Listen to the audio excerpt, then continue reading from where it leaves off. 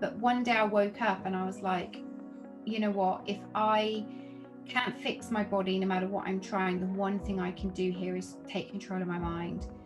And that was a turning point for me, because it wasn't that I was expecting that I would quote unquote never get better. It was actually realizing I needed to break this down. And so piece by piece, that decision changed my life forever, because I thought, if I can make my mind as strong as I possibly can, it doesn't mean I'm not going to break sometimes, because that's human, but I will be taking my power back in one thing that I can control, because that was the one thing I could control.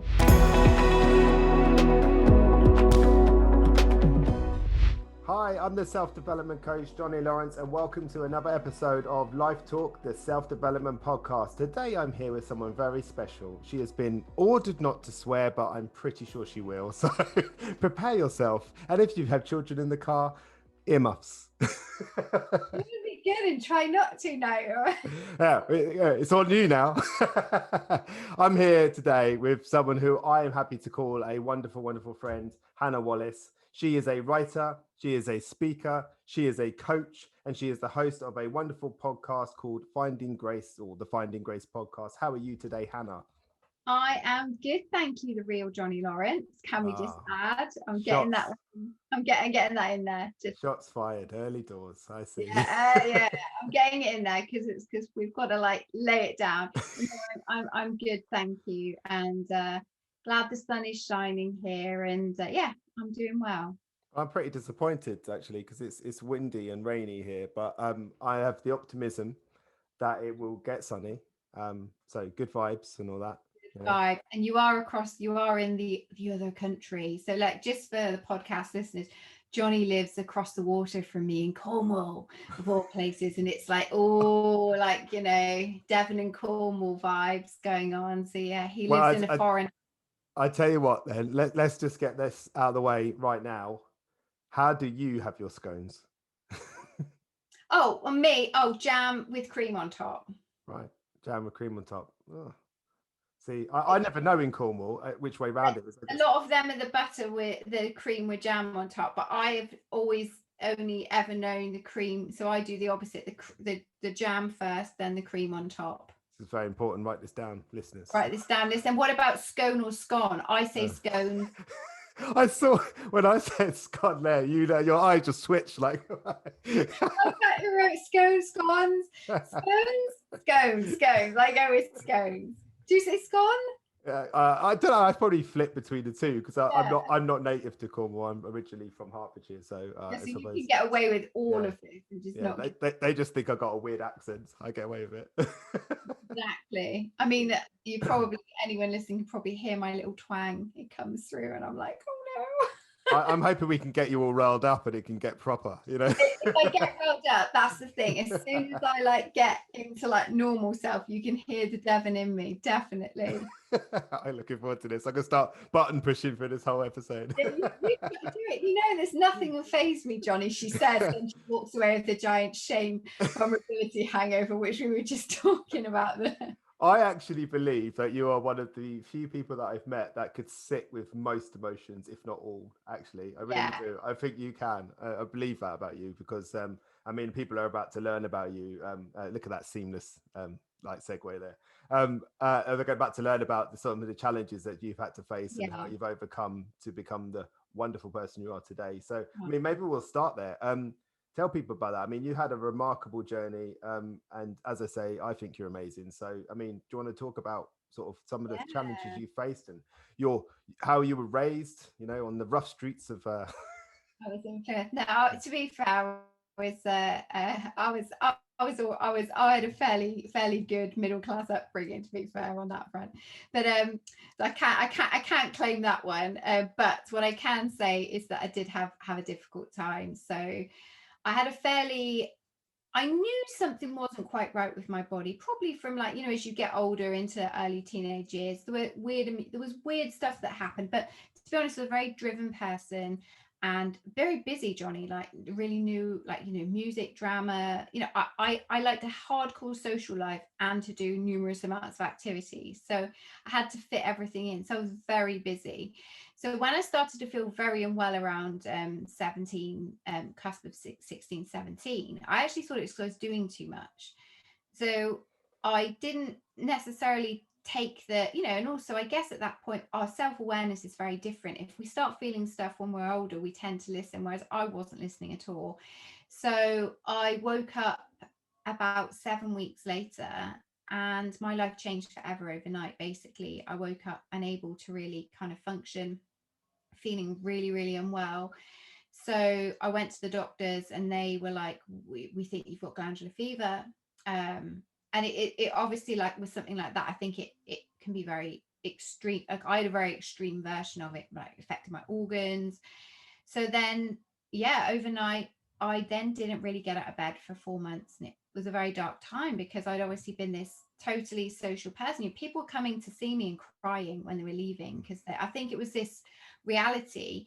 And all this time this was happening, I kind of had this constant belief in my head that something was, it was going to be okay.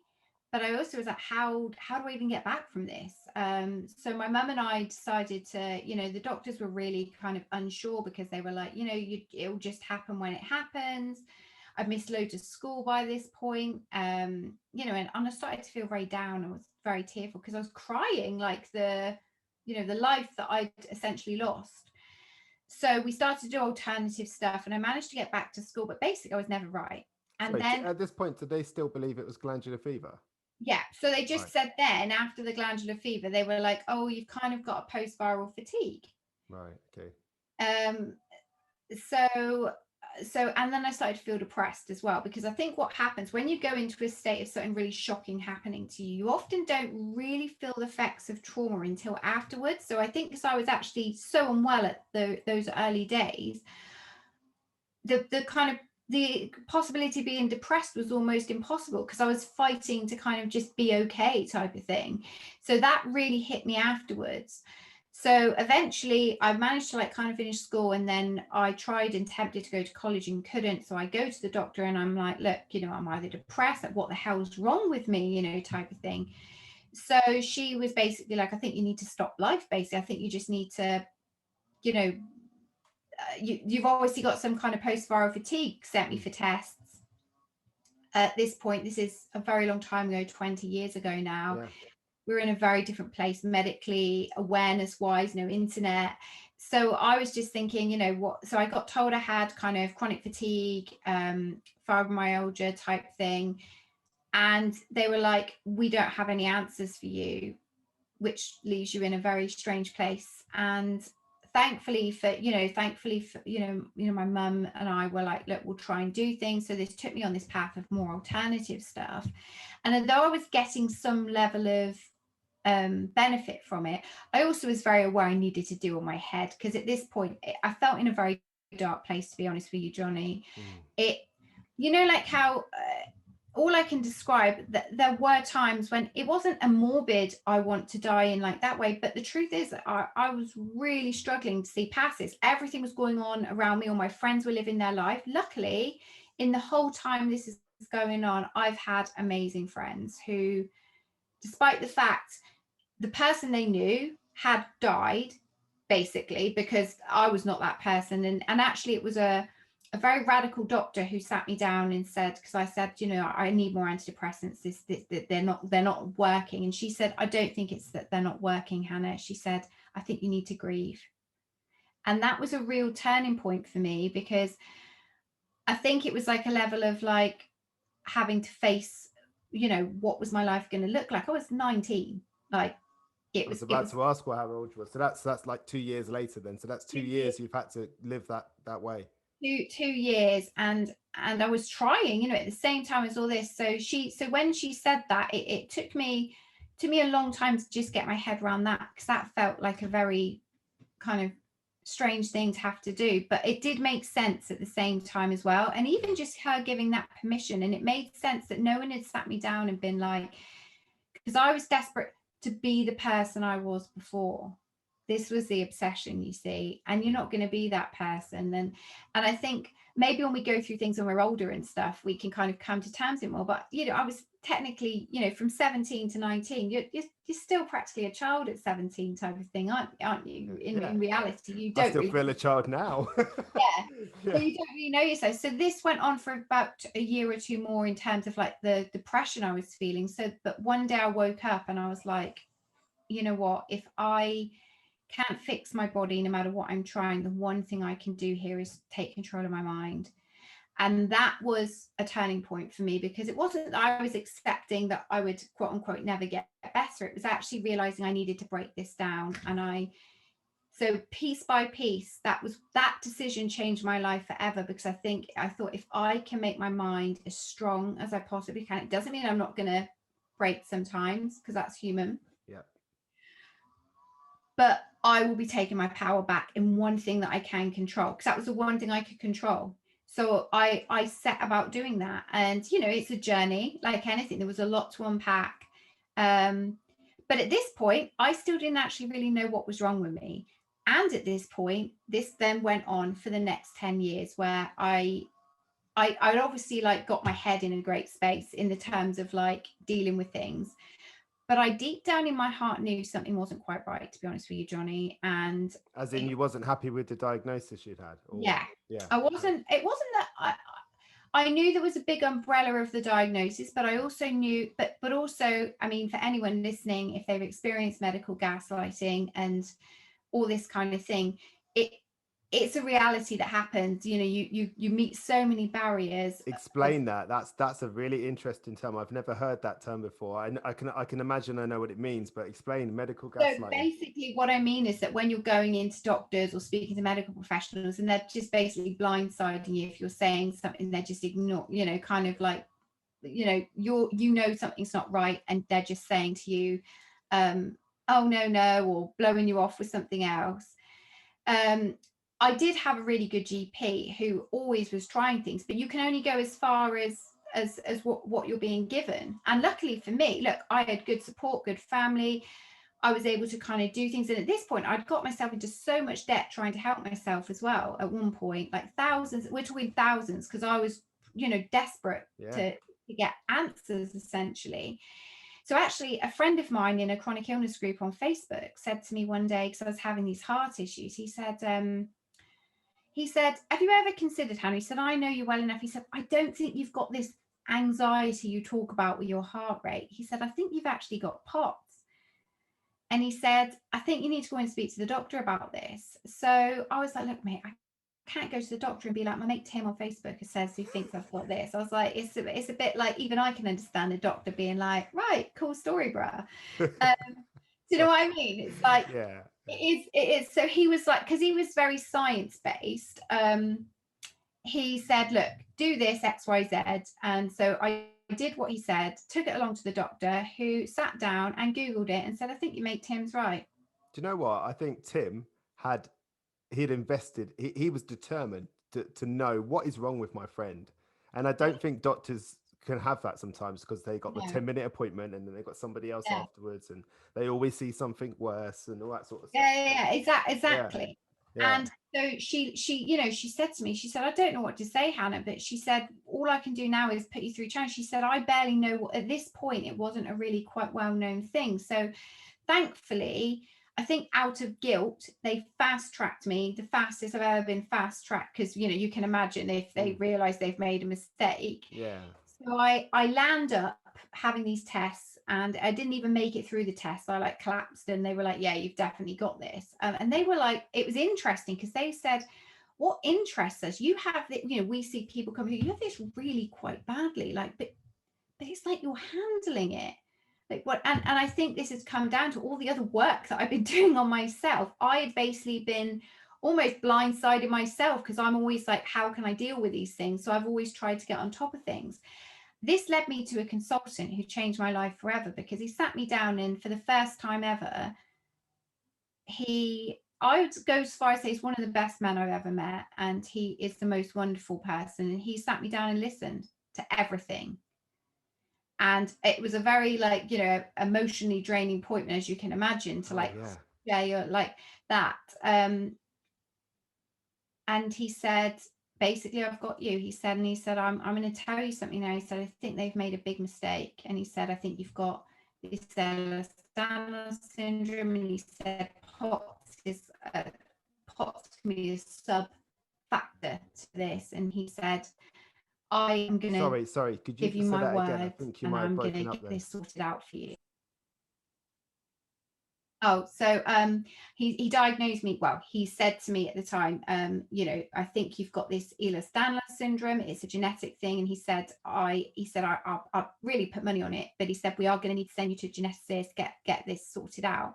And he said, I can't say anything other than sorry, because that's, so, when you're like, and I knew the consequence of this was that, I guess up until that point in my life, I'd always lived with a level of hope that there was going to be like, I don't know, like, because with the diagnosis that I had, you can, live. And so I knew what that meant, but I also knew that my body at this point, despite all the hard work that I've been doing, there were loads of problems going on by this point, loads of pain, dislocation. So I knew deep down there was a massive problem. So yeah, I got this diagnosis. I went through the channels and finally ended up in the head geneticist for like Devon, and they diagnosed me. And Wow. it's interesting because he said to me, one thing that interests me here, he said, I see a lot of people at the moment in your situation coming in, and he said, they're really messed up. And he said, you're not.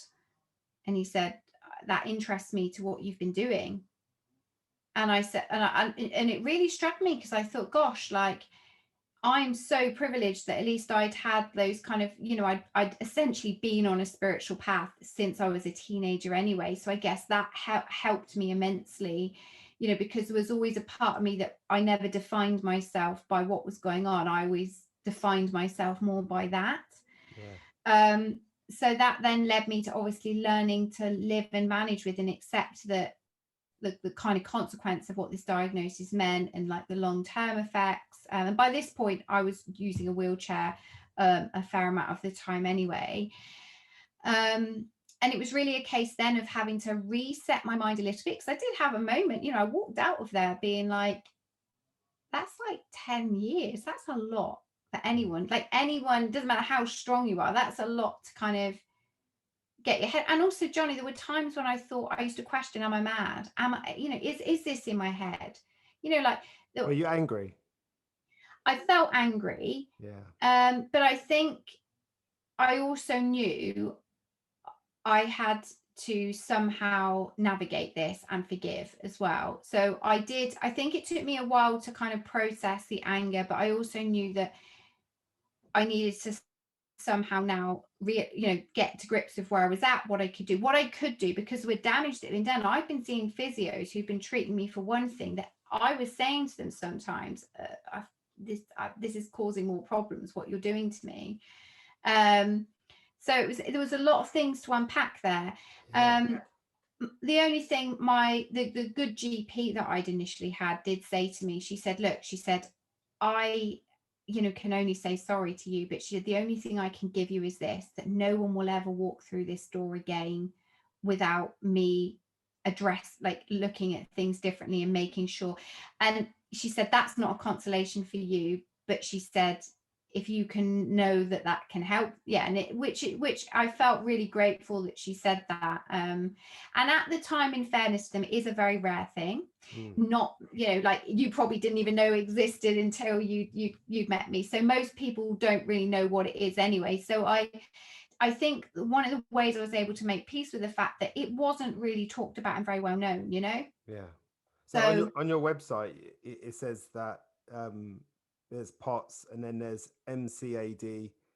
So basically that's another side effect. So basically my mass cell disorder. So basically I knew there was, kind of an intolerance to a lot of things going on in life, but it's all the umbrella side effects, unfortunately, of the EDS. So my mum and sister are actually carriers of this, but don't have it. So it's just one of those things that happen. But I think for me, the only thing that I had in my favor was the fact that I'd been on this path, and that probably saved my life in terms of, and allowed me to kind of not be okay, because I think, you know, you're never going to be okay and like be like everything like, yeah, this is amazing, you know, I mean, but learn to live within the space of it. you've been through so much. There's so much there. I mean, not just the physical pain, but the mental pain, the Yeah. mental challenges that you Trauma. faced, and then the environmental ones too. So there'd have been so much helplessness and feeling of being let down and stuff. So Yeah. with all that said, I mean, what would you say what was the hardest thing? What was the real hard thing? The thing that, you know, that you've really sort of almost proud of yourself now that you managed to get through that moment? I think the hardest thing was probably the kind of the mental battles that you have where you feel like you're missing out on life and how much you've lost, and having to constantly, you know, meet the kind of grief of that, the loss of also knowing that you have to move forward, that you can get that back, um essentially, you know, because that's, Goosebumps. Oh, yeah. goosebumps, And honestly. I think as well that was probably the hardest thing, because at the end of the day, when something is so physically happening, um there's only so much you can control, right? But with the mental side of things, it's I think it was meeting that. And I think as well, like the fact I spent so long, you know, questioning myself or Yeah. feeling, and also like, you know, like we live in a, you know, the path that we're kind of on. I was also on this kind of spiritual positive path where I would sometimes see people having all these like healings and all this stuff. And then I used to think, am I doing something wrong? So I was even battling with that side of things as well, like almost toxic positivity in myself, rather than actually accepting that, you know, and actually rather than saying, you've done a really good job here, Hannah, you've actually done, you know, you haven't Yeah. broke, you know, you haven't, you could have chosen. And actually, you know, someone said to me recently, if you kind of had it just not coped and give up a bit, like I kind of get it. And I think like when they said that to me, it really hit me, like, you know, I guess, and you know, and that, and at the end of the day, it's led me now to be able to, you know, and I would never kind of bypass or toxic positivity people, and I'm always Mm. truthful with people about things and say, Oh, look, yes, you are. yeah, I am, yeah, and I really try to be really honest with that, you know, because I can't sit here and say to somebody, you know, it's always easy, because it's not. And I've faced so many barriers obviously since, because as soon as you start, you know, quote unquote technically becoming more disabled, you face, so not only, so the interesting barriers I've faced as older, it's been that as well, like what comes with that as well, people's attitudes, society's attitudes, the way people look at you really differently as well, from that perspective as well. So it's been a lot to unpack, and I think sometimes I have to sit back and be like, actually I'm doing all right, all considering, you know, and be proud of that really, because, you know, I look around, there is, you know, there's a community of, you know, obviously as a world and collectively we have all experienced a lockdown and, you know, what that's like, but I know people who've had years of essentially a variation of lockdown, and Mm. you know, I think there's like almost like a shadow aspect of society that people don't want to talk about. So I always try to be mindful in even the work that I'm doing, of thinking of them, you know, recognize where my privilege even lies with things, and thinking about people that haven't even, you know, had that opportunities that I've had, you know, in order Um, to. I just, you know, what I want to say in this moment is how long have you been living with these challenges? So it will be about 20 years and 21 years actually this year, 21 years and a half. So basically now I reached that point of it's more than half my life. And Tw- that tw- when I remember that point, I remember that date, you know, like, because there's a date, Mm. and it's like, oh God, like this is weird. So what I want to say is like 21 years you've been living with that, and you managed to condense it down into, you know, a 15-20 minute story, let's say. And I just want people to take a moment to really think about that 21 years of all of that. I mean, what a remarkable person you are. I mean, that's a lot. That's a lot. I'm not sure there could be much more, really. Would you agree? Yeah, no, definitely. And Yeah. I think as well, like it's sometimes me taking a deep breath, because I've always been like so motivated Yeah. to try and make the best of things. I sometimes have to even check in with myself still now and be like, if I'm having a kind of tougher day with it, I'm like, do you know what, you're doing great, Hannah. Like, don't be hard on yourself. And That compassion, bit of compassion. yeah, I know you said that to me many times. yeah, absolute compassion. And I think that's Yeah. the thing. And I guess as well, like, if you speak to a lot of my like kind of friends, like, because I've always just got on with it, like, yeah, like I think even they sometimes are like, oh God, I feel like she's just going along, getting on with things. So I think it's definite compassion, and definitely kind of essentially I've been on a journey to finding grace, right? So it's very apt what I created. Yeah. Yeah, literally. There's a book there as well, I believe. There is a book, and that's in the cooking oven as we speak. I bet it is, and I'm very sure it'll be very successful. I mean, yeah, it's amazing. I mean, one of the words that I repeatedly heard there that interests me a lot, because it's something that's been very prominent in my life, unfortunately, only in the last 5 years or so, is the word acceptance. I can't even begin to comprehend the level of mental and physical strength it must have taken to reach any form of acceptance.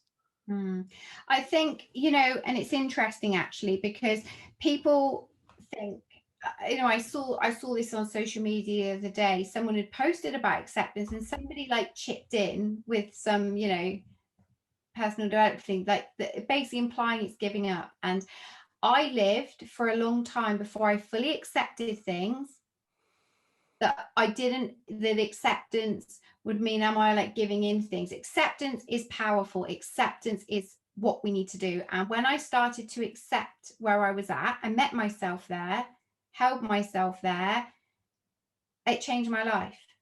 And it doesn't mean you're giving up.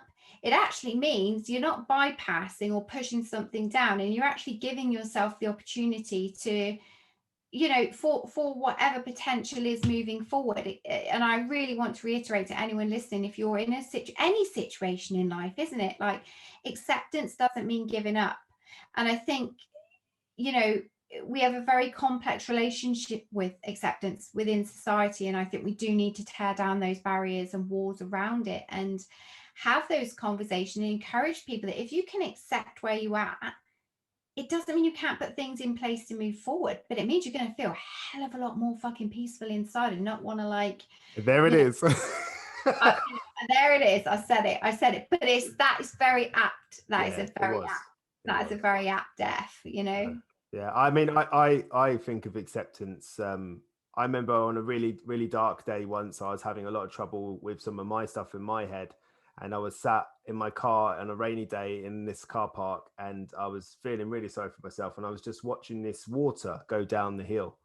And I was just watching the way it moved and turned and just did what it needed to do, but it carried on going forward.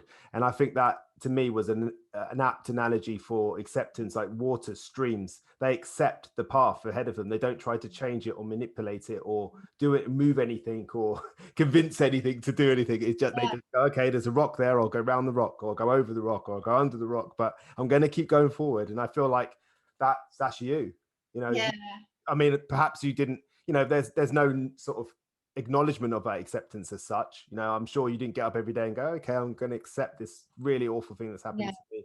But you did find a way to keep moving forward. All I heard was problem, solution, problem, solution, problem, solution. It must have been tiring, so tiring. You know what? I was exhausted, and I actually got to a point where I stopped working. Like, should we say I was doing so many therapies and so many things at one point, like that I actually was really glad when somebody told me to maybe I should just stop. And honestly, I was like, why would I do that? Like, this is like the Hannah mindset of like, keep going.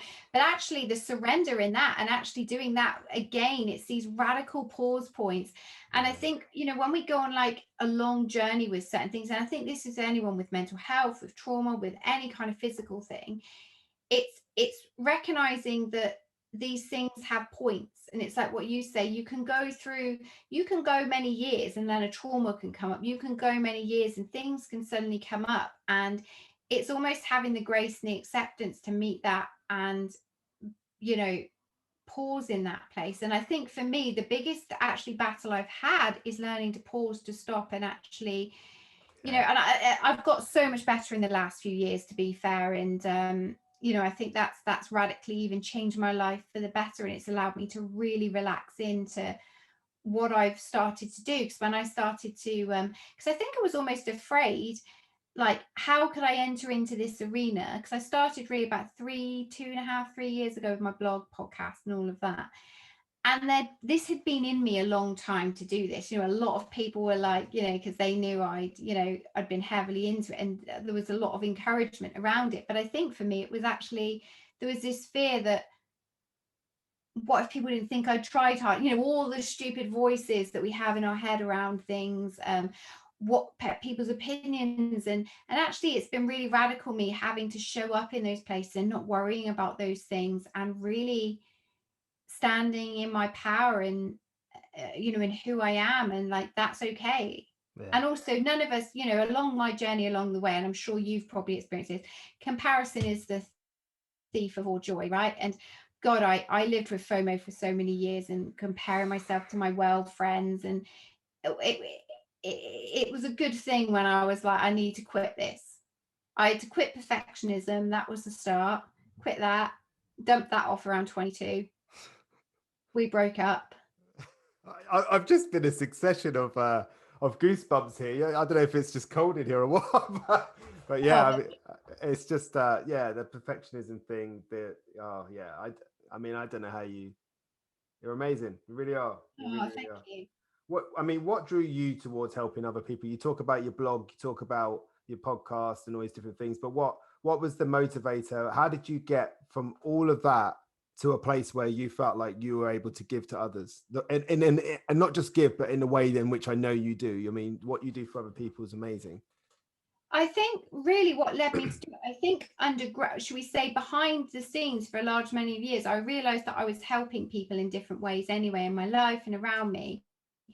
And I realized it was translating this into, you know, because I'd learned so much along the way. And I thought, if I can, you know, if you can start helping, you know, I was involved a little bit on the kind of outskirts of the chronic illness community. And I would see, like, sometimes if you actually did see someone having a bad time and you kind of reached out to them and said, you know, okay, let's sit and talk about this, or if you can help yourself with this, I started to realize that I was able to do that. And that it's not about, kind of, as we discuss, numbers and things. It's about that impact of knowing that if you can just impact a few people, even with that, you know, I think as well, when you've been on the journey I've been on, if I can alleviate some of the pain from them so they don't have to go through that. But, you know, I'm not saying we're not all going to do our journey, but we definitely can. You know, I had to learn the hard way sometimes, whereas if I can help people, you know, I'm not saying we're not always going to do that, because sometimes we need to learn the hard way.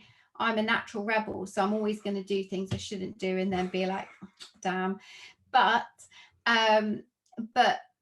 you know, if you can help people in that way, for me, that was the driving force. And, you know, it led me then to think, and I actually remember taking my mum along to an event, and she saw this speaker, and she's a very, like, proper, like, we call her fake posh, my mum, you know. She's so fake posh, it's crazy, right? And she's definitely like Johnny, you know, like me, who, you know, we've got the opposite end of the spectrum with my mother. And she turned around to me and she was like, do you know, darling, I think you could do this. And I thought, if that isn't an endorsement, if Hannah Wallace, as we call her, has said it, there is my endorsement. That's brilliant. And how right she was. Yeah, I mean, I've never really met anyone quite like you. You know, yeah, I need a bit of time to reel from all this, to be fair. Yeah, well, do you know what? And I hope that if anyone is listening and they are having any kind of problems, or they are feeling they're not being heard or listened to, you know, what I will say with the medical, you know, and I recently actually interviewed a lovely doctor, and she acknowledged that there were doctors out there that don't listen to people. And I think it's something that, you know, finding a good doctor is like finding the pot of gold at the end of a rainbow. Really, really is. And I think of this for physical and mental as well, because as we both know, there is a mental health crisis, not in this country, worldwide, really. And I don't think that it's the fact that obviously we have all these huge numbers. I think there's a lot of, collective trauma. I think people are just speaking up more, for one. That's the kind of bottom line of it too. And Yeah, people are becoming less afraid. it's been a very, and I suppose the nicest way you can put it is unique. It's been a very unique situation Yeah. recently, and I think there are people that are being put into situations that they have never been in before, No. with people that they've never spent that much time with before. Yeah, And absolutely. But from my perspective, probably lockdown hasn't been as bad as what it has been for some people, because I've been in the home, I've experienced that I was in my, there were times in my life where I've had my own lockdowns where I've not been, been able, and so for me, it was a very interesting thing watching the world respond, and it took me back initially to what I'd actually been through, and I thought, gosh, like, you can see, actually seeing how some people have responded, it gives me even deeper compassion for the younger versions of myself. Like, God, sometimes I think, could I have done better? And I'm like, God, no. It was really, really hard, and it was scary as well, because I had hope, like you have aspirations, hopes and dreams, and basically it was crushed. And when that kind of reality came in of, this is not necessarily going to disappear, having to kind of make peace with that was, I think it was a gradual process for sure. well, it's people like you that have helped me really sort of focus on that inner child work, because we're always working on that damage that was done as a child, whether it was by our environment or by ourselves or by another person.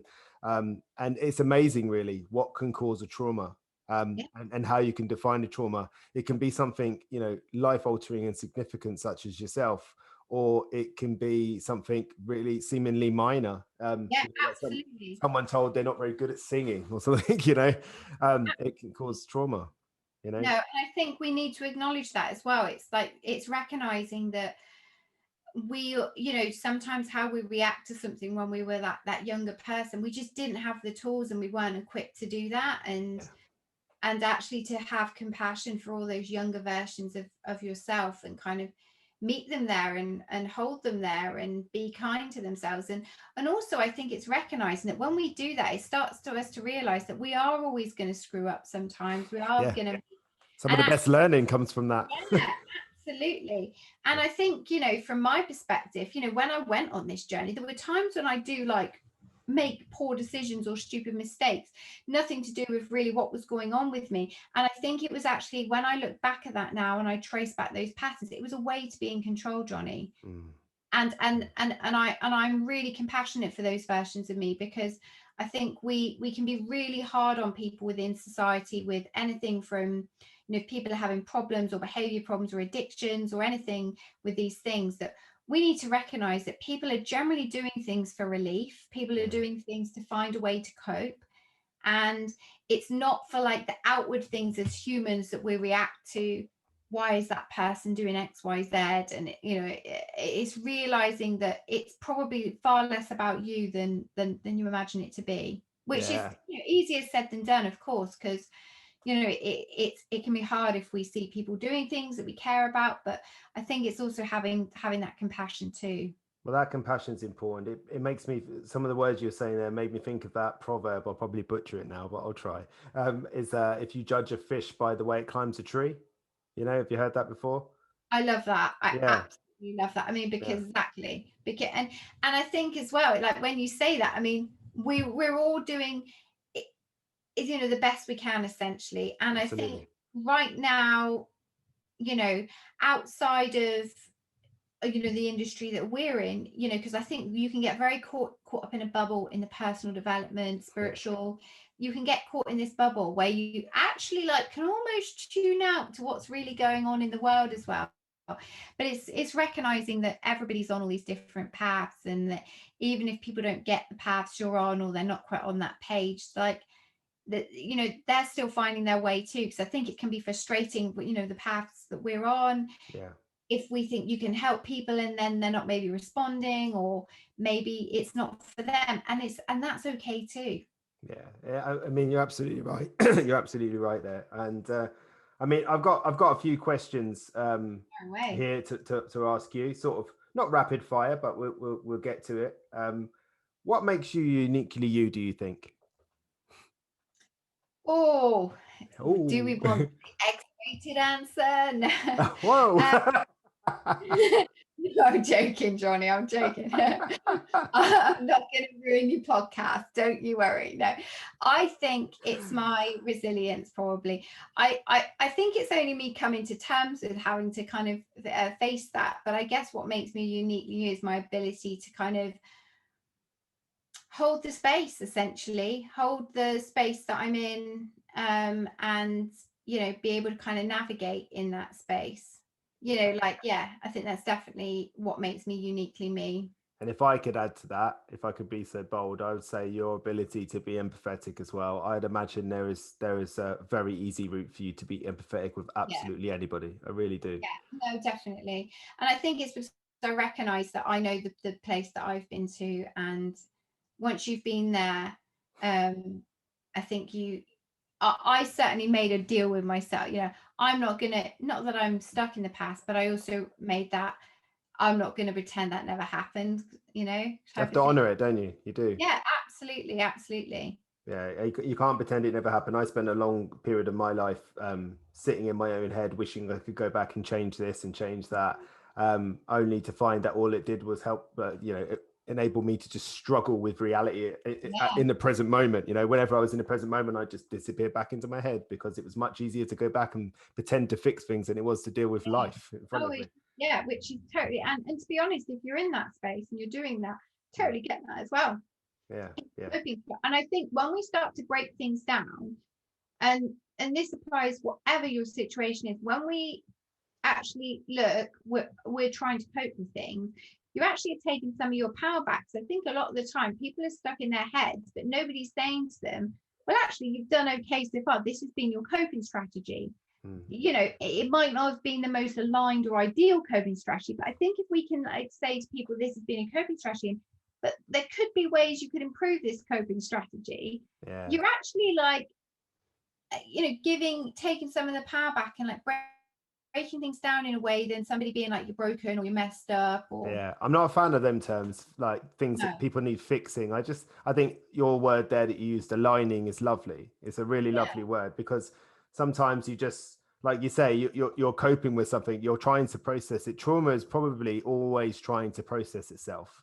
And quite often I find as human beings, it's us that gets in the way of that. you know, yeah, it's, absolutely. And I yeah, think we are recognizing that moves into our body. And I think for me, like meeting your trauma, and recognizing, and it doesn't really, however physically limited you are, and I'll say this to, you know, for anybody that listen, it could be, you can find ways to move trauma through your body, even if you can't do like the regular routes. Like, obviously you can go to the gym, Johnny, and like bang it out type of thing, and that obviously is quite, you yeah, know, those ways are quite good to move things. But I think as well, it's recognizing that you're not a hopeless case. No matter what your limitations are, there's always a way that things can, you know, there can be a way that things can be worked. And I think when we start to realize that, and it's not going to be ever a quick fix, is it? This is no, the kind of it's the ever bit. ongoing, isn't it? Yeah, I yeah, suspect for yourself, as it is with me, it's forever ongoing. We yeah. accept it. It's like brushing your teeth, or as I joke about combing my hair, but I didn't have any, so yeah, It's maintenance, right? yeah, It's a, that's well, it. I take this on board. When I was, I think I was, when I was a kid, my mum referred to Jones Collins as something, and she said it's maintenance, darling. So I've always worked on the basis of Joan Collins. It's maintenance. When I was starting on the anti-aging creams when I was young, I was like, people were like, "What are you doing, Hannah?" I said, "You wait. You'll all be catching up to me in 10 years' time." I said, "I'm doing maintenance, darling." I love it. You're amazing. I love how you've just answered a trauma-based question with hand cream or face cream. It's brilliant. But you know, essentially, Yeah, maintenance, darling, is a great way to keep on top of things. no, And you're right. You are yeah, right. and kind of, I mean, with any form of trauma, it's not bypassing ourselves, isn't it? I think that's the essential key Honoring to. it. Honoring it. Absolutely. I mean, what do you think one of the greatest lessons that you've learned in your life is? Gosh, do you know, I was thinking about this, and I think it is to have more compassion with myself and not beat myself up and get into those spirals. That's the greatest lesson, because, or I mean, I could go on the journey that I've been on and everything, but essentially when you break it down and you look at all of the factors and like the factions and the elements, it would have always been, I was too hard on myself, I wasn't kind to myself, and that would lead you to places that you didn't really want to be because you're being too hard on yourself, type of thing. So I think it's definitely, you know, for me, the greatest lesson was finding grace, really, having the compassion to find grace, having compassion that I don't always have the answers, that I can't always control things, that I sometimes have to let things go, and that's hard, right? Really hard. Man, that's absolutely beautiful answer. Love that answer. You're letting things go. It's one of the hardest things sometimes to just accept a situation. You know, sometimes in life we have to deal with people and we really want to understand why they are a certain way, but sometimes that's not the game. Sometimes it's just, I'm going to have to accept it or move on, you know. And neither one of those answers is particularly pleasant, but it is the only option. No, absolutely. And also recognizing that sometimes when we let go and we create the space, things can enter into that space that can be mind-blowing or amazing. Like, you know, sometimes the best surprises can come when we least expect them. So I think it's also kind of trusting that, but trusting, right? Trusting in life, feeling safe. Look, if you've been through a massive trauma, and I was only talking about this to somebody yesterday, and you will recognize this as well, Johnny, it disassociates you essentially.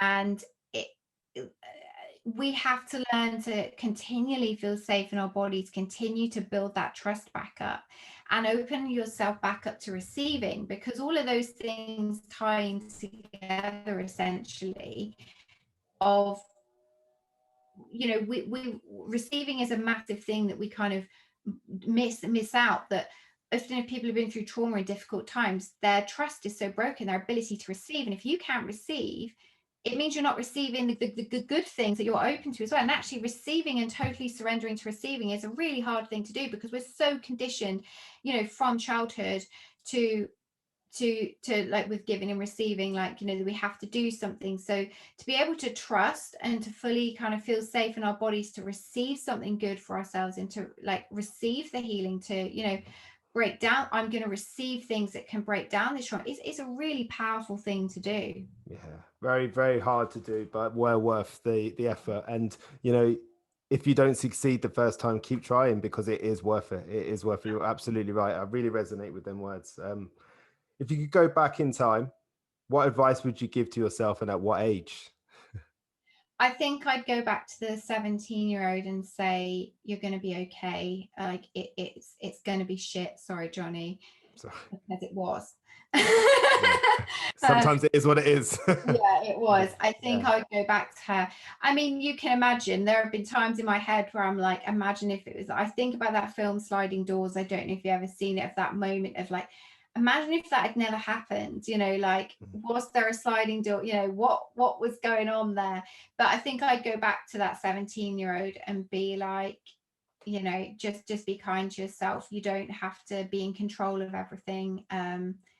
You know, it's safe for you to be you. And I realized for so long, I think I was because, you know, to be fair, 20 years ago, people weren't, I was having like a mental health crisis when it was not as openly talked about, you know, with what was, and essentially, as a doctor said, you're reacting to a situation that's happened to you. But there wasn't really a lot of support out there for that at the time. I mean, thank goodness for the alternative and like all the kind of stuff that I did, because it obviously really helped. But yeah, I think I'd go back and just be like, be kind to, you know, to yourself, and, you know, you're okay, you know, type of thing. Because I think the whole time I had this perfectionist battle that if I could get it right, somehow there would be some sort of validation at the end of it, when, you know, at the end of the day, that's never going to happen, is it? No, and I mean, how could you just imagine how healing would have been for 17-year-old Hannah to see you now and think, oh, it's going to be fine. She's right. It really is going to be fine. You know? Yeah, exactly. And I think as well, like, it would probably be weird for her, because obviously I'm in, like, there are certain aspects of my life that are far more harder now and difficult. You know, if only I'd known that, than even what she was facing. She faced a very kind of horrible, difficult situation there. But I think it would be like, you know, the work, you know, you can find a way to cope with these things, whatever is going on for you. Yeah, you're strong enough, you're good enough, you're enough, just Yeah. generally enough, you know. Yeah, and I think, you know, sometimes, like, I was, you know, we all have these crises, don't we, of like, am I good enough, or am Mm. I, you know, I mean, I'm a very kind of exuberant, kind of like open person, and sometimes, you know, I always had this fear, actually, and I'm going to be posting about it today, actually, not that it will make a difference, but about being too much. There's a wildness in me that's never, that even despite everything that's happened to me, that wild has never been tamed. And I think a lot, you know, interestingly, despite what happened to me, I had to also meet that wild, because it's like we have all these different factors to ourselves. So it's really meeting that wild aspect of me as well, and saying that's okay too, you know? Yeah, accepting all parts of yourself. Mm, A very yeah, difficult thing to do, and sometimes you're not always sure what that means. You know, sometimes yeah. you have to accept that you're a happy, positive person, but you've also got a bit of rage, and you've also got a Oh, bit of grumpiness, and you also could be a bit of an asshole sometimes. Now you got me swearing. yeah. And you can cry, you know. Yeah. It was a really healing thing for me. You know, in those first few years, I cried every day. You know, that's the truth, because it was I think it was pain of what had gone. So I mean, thankfully, you know, I am really grateful for those kind of divine moments, and how I've been, you know, that I'm not in that place anymore. Yeah. You know, and you know, so thankful for that. Yeah. I mean, wow. You're amazing. You really are. I know I keep saying it, but all right, Johnny, enough of that. But you know, I just hope you do really realize that. So, I mean, changing lanes a little bit. I wanted to move on to some of the work that you do. And one of the things that I've heard you speak about before, and I'm looking for some education, Hannah. That's what I'm looking for. Okay. A little bit of free education. I hear you talk about masculine and feminine energy quite a lot. Um, Yeah. So yeah. Do you want me to go into this? yeah, just go. I mean, it's the last question, really. So yeah, fire away. Help me, educate me. So, really, with this, obviously, you know, we have whatever we identify as, but within all of us, men and women, we have a masculine energy. Now, naturally, society is really masculinized. As women, we are very caught up in a masculinized society, because we, you know, because of things we've tried to do to get rights, we've tried to be like men, when essentially getting the rights and things in place doesn't mean you have to be like a man. But that isn't, you know, this kind of hard pushing masculine energy thing, get done, not listening to our bodies. Our bodies are cyclic as women. Even with men, we have, and I do really believe this, men have their own cycles as well. And it's actually realizing with these two energies how we can, I think as well, everybody has different balance points within them. Some people are more inclined to the masculine, some people are more inclined to the feminine. Now, if those aspects are wounded, so let's say, for instance, an over masculinized man who's totally disconnected from his feminine because of probably trauma from childhood, or probably from societal, you know, Conditioning. patriarchal Yeah. conditioning, Yeah. and it leaves him maybe reacting to people in a certain way, behaving in a certain way, because he's so disconnected. So he's acting from a place of the wounded masculine, essentially, and probably that feminine side of him he's afraid of. So it's doing the healing work around those things and breaking down that program. It's saying for women, it, you know, in both ways, you can have the wounded feminine, and you can even, like, for instance, I've got some friends who are so driven, they have such a masculine approach to their life, it's caused them like health issues in the end with their hormones and stuff, because they've pushed themselves Really? to a point. And obviously one of the biggest lessons I had to learn on this journey was to listen, was to quieten down and actually really listen to what was going on in my body. Because if I didn't listen to my body made sure I was going to listen in a very painful way as well. Would you So say I, like an amplification of masculine energy could be like, say, a father saying, "Don't cry"? yeah, Things like that. absolutely, Yeah. absolutely. Right. Don't, you know, like, don't cry, don't, you know, and for women, you know, like let's go down the one, you're not allowed to be angry. That is like Right. a big one, you know, like don't be an angry bitch, you know, Right. type of thing, Yeah. you know, like that kind of thing. Or you don't, and also if somebody's maybe a woman is over emotional, etc., etc. And also with men, they don't want to be like seen as like weak, or you know, all of those things. So it's actually bringing back those things and breaking down those barriers and meeting those, the masculine and feminine. Like, I think it's, for anyone listening, the best way to begin this is really identify where you're at, which can be quite hard because it means you're going to have to like look at your patterns. And if you find your, and it is very easy to start to find these things, because like what you said about don't cry, could be the way you're judging other men to their reaction, could be the way you're judging another woman. But it's finding the balance of things, and then looking at ways you can then start to heal those sides of yourself. So if you're a female, very much in your masculine because you feel you've got to be, how can you still achieve the things you want to achieve, but move back into your feminine, so you're not feeling this aggressive energy inside of you, or you're able to find that balance back inside of you. And like, if we look at a man who's overly aggressive, it you know, we often are like, oh, he's just like that, but actually it will be these traits inside of him, of the masculine and the feminine, that are actually massively out of balance. So it's finding the ways to meet those things. Everybody is individualized in this. But I think it's beginning those processes of breaking it down and looking at your archetypes with this as such. And if you do have a patterning, like, you know, I don't want to be seen, you know, I definitely had that. I didn't want to be seen as angry or too emotional, because I obviously was too, like, I wasn't too emotional, I was going through something. But I know people had said things to me like, you know, you're quite an emotional person, you know.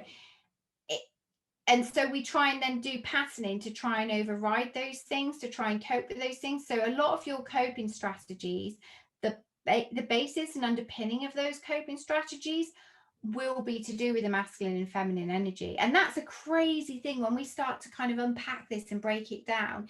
And then we take it back to, you know, our younger years, and we look at our patterns.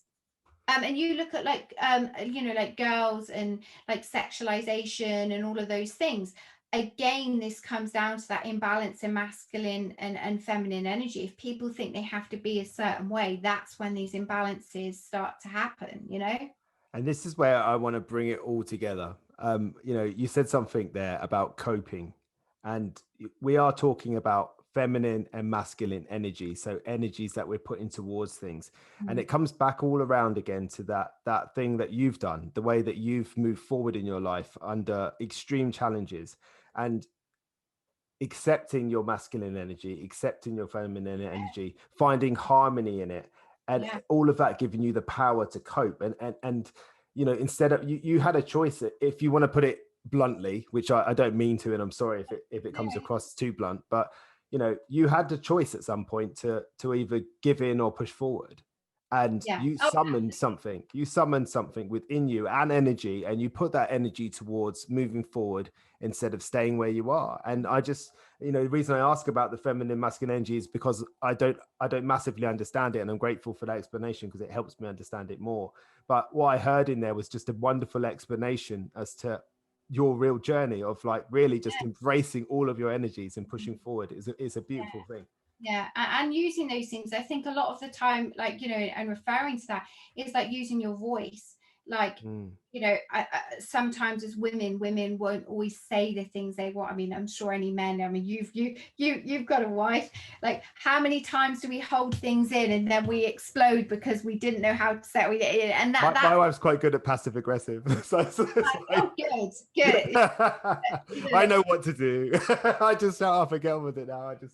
Yeah. So I mean, but I think these are the things. But the more deeper we can start to look at our masculine, and also not believe that we're stuck in those. You know, what I want to say is, I'm not saying you can magic everything away. You don't need to, and I'm not saying you need to change yourself totally, like there's something wrong with you. But what you can do, you can tweak things, and you can, you know, evolve and expand into things, expand into a version of yourself that maybe is more help. And also you can expand into a version of yourself that's more help. I try to look at things, I'm not trying to like fix, I'm trying to be more helpful and kind to myself. So maybe if I cannot, if I can release a bit of control around something or a pattern within me, how can that help me expand it, like, and evolve into kind of a version of me that's going to be more kinder. And because I hasten to say better, and better is great, and we all want to be better, who doesn't? But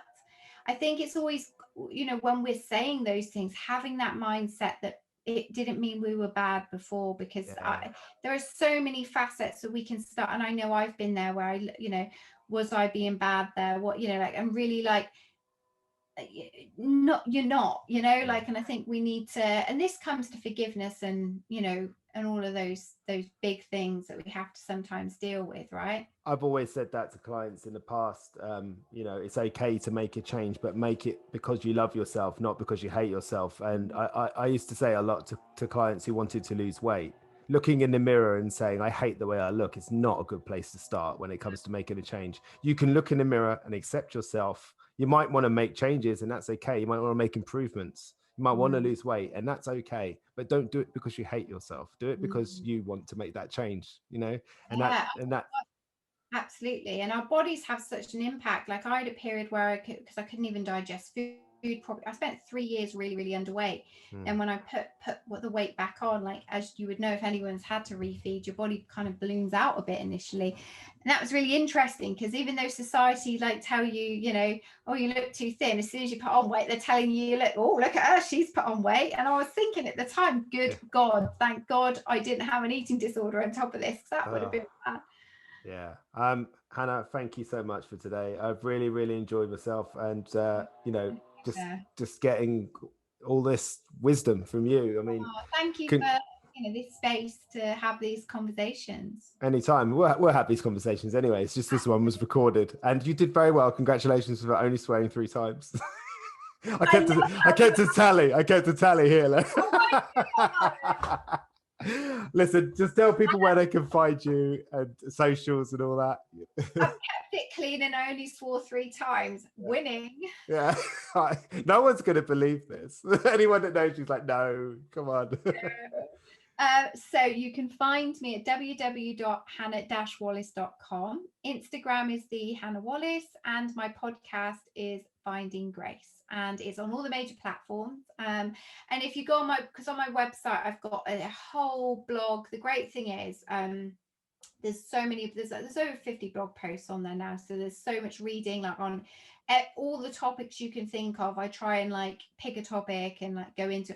Also, sign up to my newsletter if you want, like, there's always like a bit more esoteric, a bit of a card reading, but also I link all my stuff, so if you miss it on socials, because we know that it's, you can miss things really easily, so that's a really good place to find as well. But yeah, it's all on the website, and we'll stick a lot of that in the show notes as well, so if anyone wants to scroll down and click on that'd be great, especially the signing up thing, because I encourage anybody who can have regular contact with Hannah absolutely should do it. So thank you. No, but thank you for today, and I look forward to speaking to you again soon. You too. Thanks, Johnny.